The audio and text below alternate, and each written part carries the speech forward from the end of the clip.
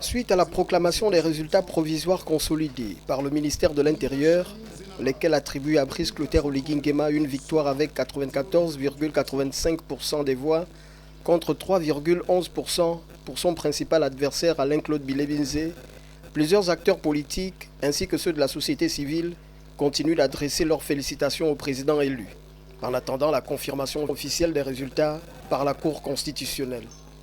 C'est dans ce contexte que Georges Paga, assisté de sa collaboratrice PPC Ogulugende, a souhaité s'inscrire dans cette tradition lors d'une conférence de presse tenue le 18 avril à Libreville sous le thème « Bilan de la campagne, fin de la transition, les principaux chantiers du septennat ».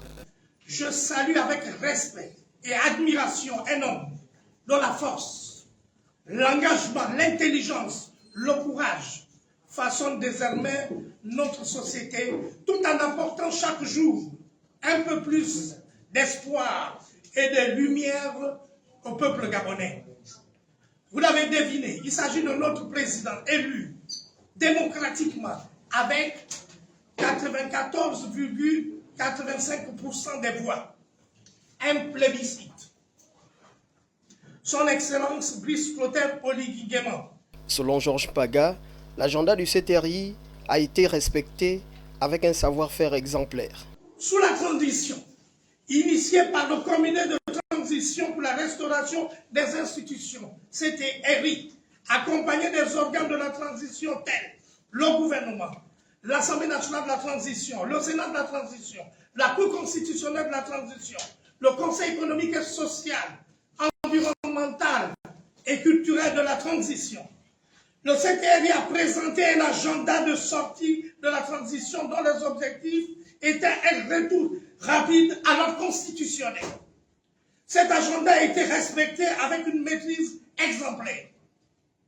À ce stade, nous saluons la matérialisation du procédé des promesses faites au peuple gabonais. Le leader charismatique de la société civile gabonaise a également passé en revue l'organisation dynamique et professionnelle de la campagne présidentielle menée par Brice Clotaire Oligui Nguema, saluant ainsi le leadership des fils et filles de l'Ogooué maritime.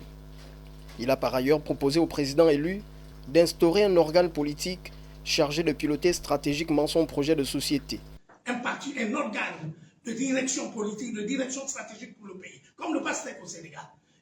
Un mouvement. Ce mouvement doit avoir, pour constituer ce mouvement, de notre point de vue, il est impératif de mettre en place un comité ad hoc qui va avoir pour mandat, pendant un mois, de rédiger les documents normatifs. Donc les documents de gouvernance, il s'agit de la charte, du règlement intérieur et des statuts, des manières de procédure comptable, administrative et financière, manuel de gouvernance interne, le code d'éthique, le code de bonne conduite, le code contre les conflits d'intérêts, le guide du patriotisme, etc.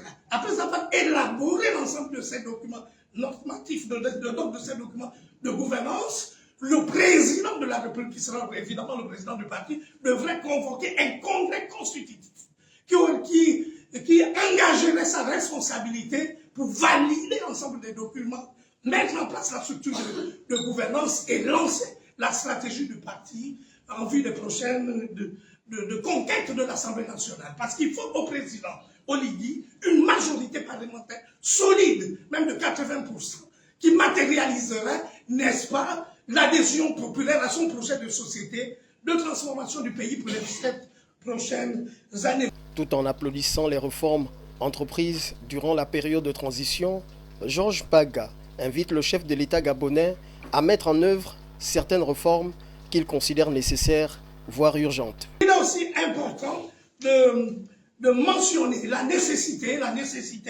de finaliser les réformes. Comme il l'a dit lui-même, de mettre en place un processus visant à reformer, à revoir le découpage électoral, donc le redécoupage électoral pour assurer une meilleure représentativité des territoires.